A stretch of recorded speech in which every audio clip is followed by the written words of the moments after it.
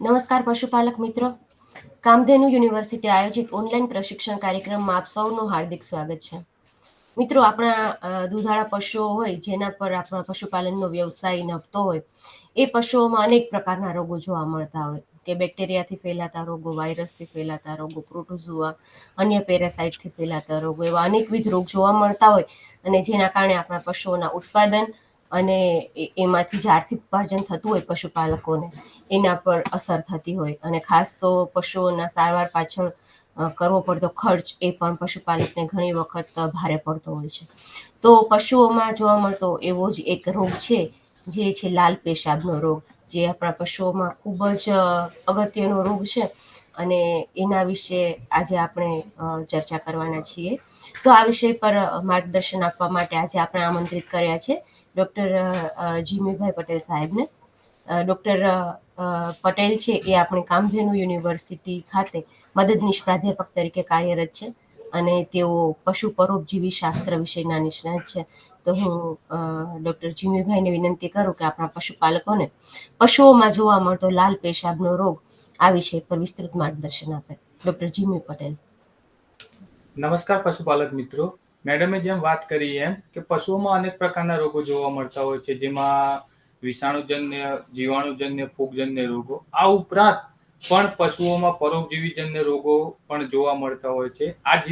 આ પરોપજીવીજન્ય રોગોની વાત કરીએ તો પરોપજીવીજન્ય રોગોમાં બે પ્રકારના પરોપજીવીજન્ય રોગો હોય છે, જેમાં એક બાહ્ય પરોપજીવી અને બીજા આંતરિક પરોપજીવી. જો બાહ્ય પરોપજીવીની આપણે વાત કરીએ તો બાહ્ય પરોપજીવીમાં ઈતરડી, ખસ, પછી આ ઉપરાંત બગાઈ, માખી, મચ્છર, આ બધાથી જે રોગો થતા હોય છે, એ બધાને આપણે બાહ્ય પરોપજીવીથી થતા રોગો કહીએ છીએ. જ્યારે આંતરિક પરોપજીવીજન્ય રોગોની વાત કરીએ તો એ રોગો મુખ્યત્વે ગોળકૃમિ, પટ્ટીકૃમિ અને ચપટાકૃમિથી થતા હોય છે. આ ઉપરાંત પણ આંતરિક પરોપજીવીથી થતા રોગોમાં એક વધારાના રોગ છે, જેમાં લોહીના જે અલગ અલગ કોષો હોય, એ કોષોમાં જોવા મળતા રોગો કે જેને આપણે રક્તકણોમાં જે આપણને રોગો જોવા મળતા હોય, એવા રોગો જેને આપણે પ્રજીવજન્ય રોગો પણ કહીએ છીએ. તો આજે આપણે વાત કરીએ કે બબેસિયોસિસ. બબેસિયોસિસ સિવાય પણ લોહીના રક્તકણો અથવા તો શ્વેતકણો, આવા જે લોહીના અલગ અલગ કોષો હોય, તેમાં અલગ અલગ પ્રજીવજન્ય રોગો જોવા મળતા હોય છે. એમાંનો એક બબેસિયોસિસ છે. આ ઉપરાંત પણ આપણને એમાં થાઇલેરિયોસિસ, કે જેને આપણે ગાંઠિયો તાવ કહીએ છીએ, એનાપ્લાઝ્મોસિસ, ટ્રિપેનોસોમિયાસિસ, આવા અલગ અલગ રોગો જે લોહીના પ્રજીવો તરીકે ઓળખાય છે, એમાંથી આપણે આજે એક વાત કરીશું બબેસિયોસિસ. બબેસિયોસિસ એક હિમોપ્રોટોઝોઅન રોગ છે. આ રોગ એક પ્રોટોઝોઅન અને પરજીવીજન્ય એટલે કે બીજા કોઈ જીવ ઉપર આધાર રાખતો રોગ. અને હિમો એટલે લોહી અને પ્રોટોઝોઅન એટલે પ્રજીવ, એટલે જ આને હિમોપ્રોટોઝોઅન રોગ કહેવામાં આવે છે. આ પરજીવી મુખ્યત્વે તમને ફોટામાં દેખાય એ રીતે રક્તકણોમાં જોવા મળતો હોય છે, અને તે લાલ રક્તકોષમાં રહી એના અલગ અલગ આકાર હોય છે, જેમાં મુખ્યત્વે ગોળ, અંડાકાર અથવા નાસપતિ જેવા આકારના એનો શેપ હોય છે. ક્યારેક લાલ રક્તકોષોમાં એટલે કે ચાર બબેસિયોસિસ તમે ફોટોમાં જોઈ શકો છો. 1, 2, 3, 4 ભેગા મળીને એક ક્રોસ જેવો આકાર બનાવે છે, જેને માલ્ટેજ ક્રોસ તરીકે પણ ઓળખવામાં આવે છે. આ લાલ પેશાબના રોગને અલગ અલગ નામોથી પણ ઓળખવામાં આવે છે, જેમાં લાલ પાણીનો તાવ, ઈતરડીનો તાવ, ટેક્સાસ ફીવર, પાયરોપ્લાઝ્મોસિસ જેવા અલગ અલગ નામથી એને ઓળખવામાં આવતો હોય છે. બબેસિયા સિવાય મેં જેમ કીધું એમ કે બબેસિયા સિવાય પણ થાઇલેરિયા, ટ્રિપનોસોમા અને એનાપ્લાઝ્મા જેવા હિમોપ્રોટોઝોઅન રોગો પણ પ્રાણીઓમાં જોવા મળતા હોય છે. પહેલો ફોટો છે તેમાં જે સ્લાઇડ બનાવેલી છે, એમાં તમને થાઇલેરિયોસિસ કેવા દેખાય એના વિશેનો એ ફોટો છે, કે જેમાં તમને ડોટ અથવા તો અર્ધચંદ્રાકાર શેપના એ થાઇલેરિયા દેખાતા હોય છે. જ્યારે એનાપ્લાઝમાની વાત કરીએ તો એનાપ્લાઝમા મુખ્યત્વે આ જે લાલ જે રક્તકોષો હોય એના છેવાડાના ભાગે હોય છે, અથવા તો તે એના સેન્ટરમાં એટલે કે એનાપ્લાઝમા માર્જિનાલી અથવા તો એનાપ્લાઝમા સેન્ટ્રાલી તરીકે પણ ઓળખાય છે. જ્યારે ત્રીજા ફોટામાં ટ્રિપેનોઝોમા તમને બતાવે છે કે જે લાલ રક્તકોષ સિવાય એના સિવાયની જે પણ ખાલી જગ્યા છે, એટલે કે લાલ રક્તકોષ સિવાય આજુબાજુ જેટલી બી સ્પેસ દેખાય છે તેમાં તે જોઈ શકાય છે. આ બધા જે હિમોપ્રોટોઝોઅન રોગ છે, આ બધા જે પેરાસાઇટ ખરા એ તમે નરી આંખે જોઈ શકાતા નથી. આના માટે આપણે માઇક્રોસ્કોપની જરૂર પડે છે. આપણે જેમ વાત કરીએ એમ બબેશિયોસિસ જે રોગ રહ્યો એ બબેશિયા નામના પરજીવીથી થાય છે. આ રોગ મુખ્યત્વે બધા જ પ્રકારના લાઇવસ્ટોક એટલે કે પાલતુ પ્રાણીઓમાં જોવા મળતો હોય છે અને આ રોગનો મુખ્ય વાહક એક ઈતરડી કે જેને અંગ્રેજીમાં ટીક તરીકે પણ ઓળખવામાં આવે છે. સૌપ્રથમ વાત કરીએ કે ગાય અને ભેંસમાં જોવા મળતા જે અલગ અલગ બબેશિયા છે તેની અલગ અલગ સ્પીસીસ છે. સૌપ્રથમ ગાય અને ભેંસમાં જોવા મળતા બબેશિયા કે જેને બબેશિયા બાયજેમિના, બબેશિયા બોવિસ, બબેશિયા ડાયવર્જન, આટલી સ્પીસીસ ગાય અને ભેંસ ઉપર બબેશિયોસિસનો રોગ કરે છે. જ્યારે બિલાડીની વાત કરીએ તો બિલાડીમાં જોવા મળતો બબેશિયોસિસ કે જે બબેશિયા ફેલિસ નામની પ્રજાતિથી ફેલાય છે. હવે વાત કરીએ કે ડોગ એટલે કે કૂતરામાં જોવા મળતો જે બબેશિયોસિસ છે તે મુખ્યત્વે બબેશિયા કેનિસ, બબેશિયા ગિબ્સોની, બબેશિયા વોઝેલી અને બબેશિયા રોસી આવી અલગ અલગ પ્રજાતિના બબેશિયા કૂતરામાં જોવા મળતા હોય છે. જ્યારે હોર્સની અંદર એટલે કે ઘોડામાં બબેશિયા ઇક્વી અને બબેશિયા કેબાલી નામની બે પ્રજાતિ મુખ્યત્વે જોવા મળતી હોય છે. જ્યારે ઘેટાં અને બકરાની વાત કરીએ તો ઘેટાં અને બકરામાં બબેશિયા ઓવિસ અને બબેશિયા મોટાસી નામની બે પ્રજાતિ જોવા મળે છે. આ ઉપરાંત ભૂંડની એટલે કે પીગની વાત કરીએ તો બબેશિયા ટ્રોટમની નામની જે સ્પીસીસ કરી એ મુખ્યત્વે પીગની અંદર જોવા મળતી હોય છે. હવે વાત કરીએ કે બબેશિયાનું જીવનચક્ર. બબેશિયાનું જીવનચક્ર મુખ્યત્વે બે ભાગમાં વહેંચાયેલું હોય છે. એક ટીક એટલે કે ઈતરડી કે જે મુખ્ય યજમાન વાહક તરીકે વર્તે છે અને બીજું માનવ અથવા પશુ કે જે મધ્યમ યજમાન તરીકે વર્તે છે. બીજી એક વસ્તુ કે આ આખી જે બબેશિયોસિસ રોગ રહ્યો એ મુખ્યત્વે તમને બોફિલસ માઇક્રોપ્લસ આ એક ઈતરડીનું નામ છે જે મેઇન વાહક એટલે કે મુખ્ય વાહક તરીકે બોફિલસ માઇક્રોપ્લસ ટીક જવાબદાર છે. આ નીચેના ફોટોમાં તમે જે બંને ટીક જોઈ રહ્યા છો એમાં જે મોટી સાઈઝની ટીક છે તે બોફિલસ ફિમેલ ટીક છે, જ્યારે બ્લેક કલરના શેપમાં બ્લેક કલર જે દેખાઈ રહ્યો છે એ મેલ ટીક છે. હવે વાત કરીએ કે જીવનચક્ર, તો સૌપ્રથમ ઈતરડીમાં થતું જીવનચક્ર. તમને આ લાઈફ સાયકલ જે દેખાઈ રહી છે એમાં વચ્ચે ઊભી લાઈન બ્લુ કલરની લાઈન છે. તેમાં સૌપ્રથમ લોહી ચૂસતી વખતે જ્યારે ઈતરડી જ્યારે સૌપ્રથમ લોહી ચૂસે, જ્યારે કોઈ સ્વસ્થ પ્રાણીમાંથી કે ગમે તેમાંથી લોહી ચૂસે ત્યારે બબેશિયા પરજીવીને પોતાના શરીરમાં લે છે. એટલે કે બબેશિયા પરજીવી અહીંથી લોહી ચૂસશે ત્યારે એ જે પ્રજીવ હશે એ ઈતરડીના શરીરની અંદર પ્રવેશ કરશે. ત્યારબાદ ઈતરડીના આંતરડામાં પરજીવીનું લૈંગિક પ્રજનન થાય એટલે કે સેક્સ્યુઅલ રિપ્રોડક્શન થાય. એમાં તમને બતાવેલું છે કે ગેમેટ્સ, ઝાયગોટ, કાઇનેટ્સ, ટીક, એગ અને સ્પોરોજોઇટ આટલા અલગ અલગ એના સ્ટેજનું ડેવલપમેન્ટ થશે ટીકની અંદર.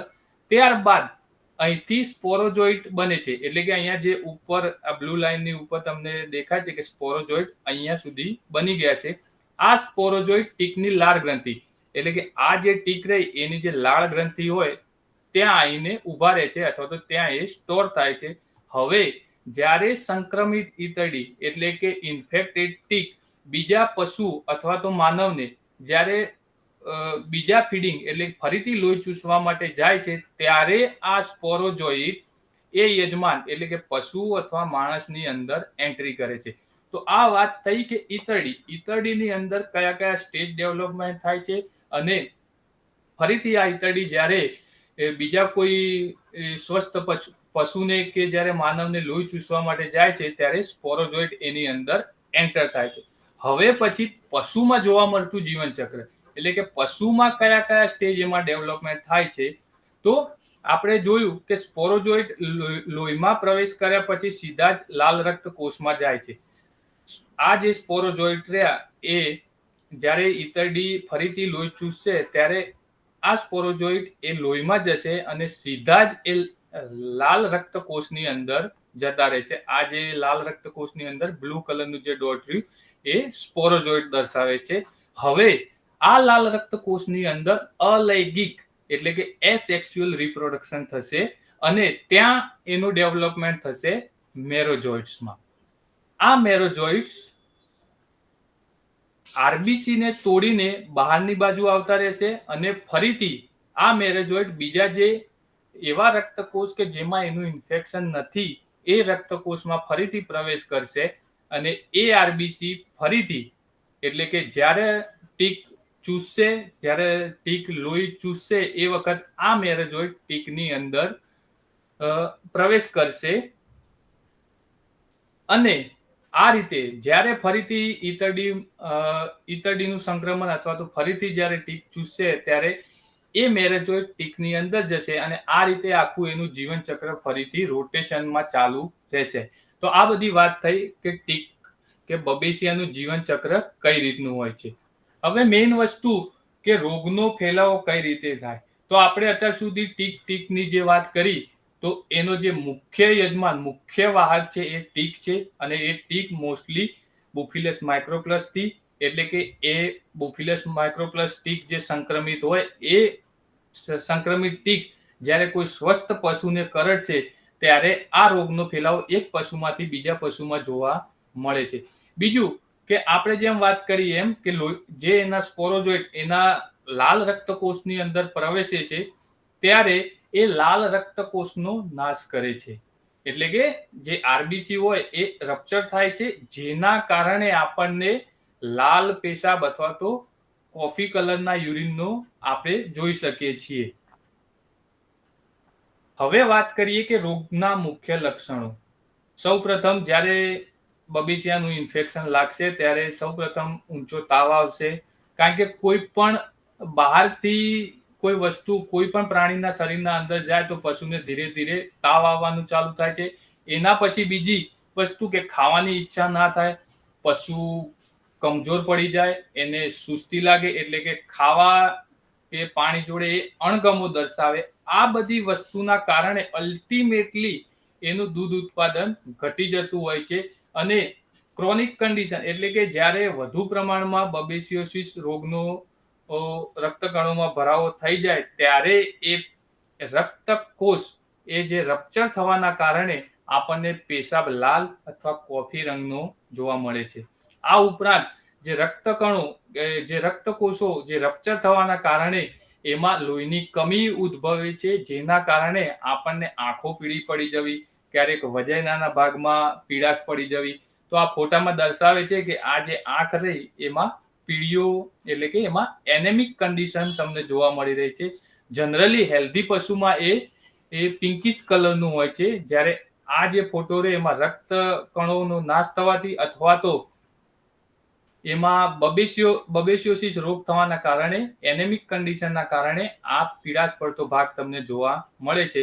જ્યારે નીચેના ફોટામાં તમને ચોખ્ખો ક્લિયર કટ લાલ પેશાબ તમને દેખાઈ રહ્યો છે. આ ઉપરાંત પણ પશુની મોટિલિટી ધીમી પડી જતી હોય છે અથવા તો સ્થગિત થઈ જતી હોય છે. હવે વાત કરીએ કે આ રોગના કારણે બીજા કયા રોગ થઈ શકે અથવા તો એના શું દુષ્પરિણામો આવી શકે છે. મેઇન વસ્તુ કે મેં જેમ કીધું એમ રક્તકણનો નાશ થવાથી લોહીની ઉણપ ઊભી થાય છે જેના કારણે આપણને પશુનું શરીર આપણને પીળાશ પડતું અથવા તો શુષ્ક અથવા તો એકદમ દુબળું પાતળું જોવા મળતું હોય છે. ઘણી વખત જો એનિમલ પ્રેગ્નેન્ટ હોય તો એમાં એવા પશુઓમાં ગર્ભપાત પણ થઈ શકે છે. અને બીજી વસ્તુ જો આવા એનિમલને સારવાર ના કરવામાં આવે તો તેનું મૃત્યુ પણ થઈ શકે છે. અને બીજી વસ્તુ કે આપણા જે તબેલામાં બીજા કોઈ હેલ્ધી અથવા તો સ્વસ્થ પશુ હોય તો એ એક ઈતરડી સંક્રમિત થવાથી જેટલા બી આપણા તબેલામાં પશુ હોય એ બીજા પશુ પણ સંક્રમિત થઈ શકે છે. તો આના નિદાન માટે શું કરવું જોઈએ? તો મેઇન વસ્તુ કે આ રોગનું નિદાન એના લક્ષણોને આધારે કરી શકાય. આપણે એના લક્ષણો જોયા કે કોફી કલરનો પેશાબ આવતો હોય અથવા તો એને શુષ્ક લાગતું હોય તો એના બ્લડ રિપોર્ટ્સ કરાવવા જોઈએ, એનું માઇક્રોસ્કોપિક એક્ઝામિનેશન કરાવવું જોઈએ.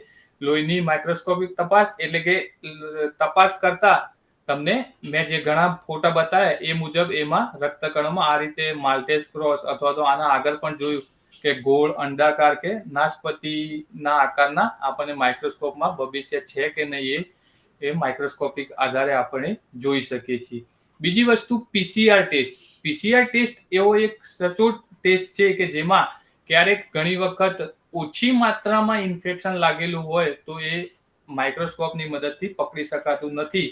પરંતુ પીસીઆર એટલે કે પોલિમરેઝ ચેન રિએક્શન કે એક એવો ટેસ્ટ છે જેમાં લો ઇન્ફેક્શન એટલે કે ઓછું એમાં ઇન્ફેક્શન લાગેલું હશે તો પણ પીસીઆરની મદદથી આપણે જાણી શકીએ છીએ. આ ઉપરાંત પણ સિરોલોજીકલ ટેસ્ટ જેવા કે એલાઇઝા, સીએફટી આવા અલગ અલગ ટેસ્ટની મદદથી આપણે બબીસિયાનું સચોટ નિદાન કરી શકીએ છીએ. ઉપચાર કઈ રીતે કરશું તો આના માટે બજારમાં અલગ અલગ એન્ટીપ્રોટોઝોઅલ એટલે કે જે લોહીમાં જોવા મળતા જે રોગો હોય એના માટે એન્ટીપ્રોટોઝોઅલ દવાઓ બજારમાં અવેલેબલ છે. જેમાં અલગ અલગ દવાઓ જેમ કે ઇમિડોકાર્બ, ડાયએમાજિન એસિચ્યુરેટ જેને બેરેનિલ નામથી પણ ઓળખવામાં આવે છે. આ ઉપરાંત આપણે જોયું કે પશુઓના લક્ષણમાં ઊંચો તાવ આવતો હોય છે તો આપણે તાવ પણ ઘટાડવો પડશે. તો એ તાવ ઘટાડવાની પણ દવા જોડે જોડે આપવી પડે. આ ઉપરાંત એનેમિક કન્ડિશન એટલે કે ઓછું લોહી થવાના કારણે પણ આ રોગ થતો હોય છે તો જેના કારણે લોહી વધારવાની દવા એટલે કે હિમોસિલ કરીને આવી એવી બીજી ઘણી પ્રોડક્ટ આપણને બજારમાં મળતી હોય છે. તો આપણે એન્ટીપ્રોટોઝોઅલ તાવ ઘટાડવાની સાથે સાથે લોહી વધારવાની પણ દવા આપવી જોઈએ અને જોડે જોડે ફ્લુઇડ થેરાપી એટલે કે પ્રવાહી સારવાર પણ આપણે જોડે જોડે ચાલુ રાખવી જોઈએ. પરંતુ પશુપાલક મિત્રો ખાસ યાદ રાખજો આ બધી દવાઓ ફક્ત પશુ ચિકિત્સકની સલાહથી જ વાપરવી જોઈએ. કોઈ પણ જાતે કે કોઈ પણ ડિગ્રી વગરના ડોક્ટર માનો કે દવા ચડાવવા આવે તો એનો ઉપયોગ ઓછો કરવો અથવા તો ના બરાબર કરવો. ઓનલી એન્ડ ઓનલી પશુ ચિકિત્સકની સલાહથી જ આ સારવાર કરાવવી જોઈએ. હવે વાત કરીએ આપણે આ રોગ શું છે, કઈ રીતે થાય છે, એનું જીવનચક્ર, એને કઈ રીતે નિદાન કરીશું. તો એ ઉપરાંત પણ એક મહત્વનો મુદ્દો છે એનું નિવારણ. Prevention is better than cure. આ એ કહેવા માંગે છે કે રોગ આવે જ નહીં અથવા તો આવે એ પહેલા શું કરવું, કઈ રીતે રોગને રોકી શકાય. તો સૌ પ્રથમ મુદ્દો છે સમયસર સારવાર. આપના પશુને જો આવા અલગ અલગ રોગના લક્ષણો દેખાય તો એની સમયસર સારવાર કરવી જોઈએ. મેઇન કે ટીક નિયંત્રણ એટલે કે ઈતરડીનું નિયંત્રણ કઈ રીતે કરવું. તો બીજી વસ્તુ કે નિયમિત દવા છાંટવી. નિયમિત દવા એટલે કે આપણા પશુને જે પણ તબેલામાં હોય એ માખી મચ્છર દૂર રહે એ માટે નિયમિત દવા છાંટવી જોઈએ. અને બીજું સ્વચ્છ રહેઠાણ. સ્વચ્છ રહેઠાણ એકલા બબેસિયોસિસ માટે નહીં પણ બીજા ઘણા બધા રોગો સામે રક્ષણ મેળવી શકાય છે. એટલે પશુના તબેલાને બને ત્યાં સુધી ચોખ્ખો રાખવો જોઈએ. અને બીજી વસ્તુ કે નવા પશુઓને અલગ રાખવા. નવા પશુને અલગ એટલા માટે કે માનો કે આપણે જે પણ કોઈ જગ્યાએથી પશુને ખરીદ્યું હોય તો એ સમયે એની ઉપર ટીક હોય, મે બી ટીક એ ઇન્ફેક્ટેડ હોય તો આપણા જેટલા પણ તબેલામાં પશુ છે એ પશુને બબેસિયોસિસ રોગ થવાના ચાન્સીસ રહેલા છે. આ ફોટોમાં બતાવે છે કે પંપ દ્વારા એ પશુના જે શેડ એટલે કે એમાં ફોર્માલિડીહાઇડ જેવા અલગ અલગ કેમિકલ આપણને બજારમાં મળતા હોય છે એનો છંટકાવ કરવાથી જે માખી, મચ્છર, ઈતરડી કે બગાઈ એ બધા જે વાહક રહ્યા એનું નિયંત્રણ આપણે કરી શકીએ છીએ. બીજા ફોટામાં તમે જોઈ શકો છો કે શેડ એકદમ ક્લીન છે અને પશુઓ એના હેલ્ધી છે. નિષ્કર્ષ, બબેસિયોસિસ એક ગંભીર રોગ તો છે જ પરંતુ સારવાર યોગ્ય પણ રોગ છે. બીજી વસ્તુ જેટલું બને એટલું આપણે ટીક નિયંત્રણ કરીશું એટલું જ આપણા પશુઓને આપણે સ્વસ્થ રાખી શકીશું. અને બીજી વસ્તુ કે સમયસર સારવારથી પશુ બચી શકે છે. આભાર.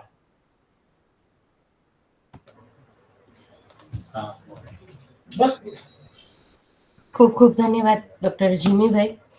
તો પશુપાલક મિત્રો ડૉક્ટર જીમીભાઈ પટેલે આપણને પશુઓમાં જે લાલ પેશાબનો રોગ જોવા મળે, જેને અમે અમારી ભાષામાં બબેસિયોસિસનો રોગ કહીએ છીએ, તો એ રોગ જ્યારે આપણા પશુઓને થાય તો એમાં આપણને કેવા લક્ષણો જોવા મળે, એ રોગ કઈ રીતે ફેલાય અને એ રોગની સારવાર અને રોગ આપણા પશુઓમાં આવે નહીં તો નિયંત્રણ માટે કેવા કેવા પગલાં લેવા જોઈએ, એ વિશે આપણા પશુપાલકોને ખૂબ જ ઉપયોગી માહિતી આપી. તો વિસ્તરણ શિક્ષણ નિયામકશ્રીની કચેરી વતી હું ડૉક્ટર જીમીભાઈ પટેલનો આભાર માનું છું. આભાર સાહેબ.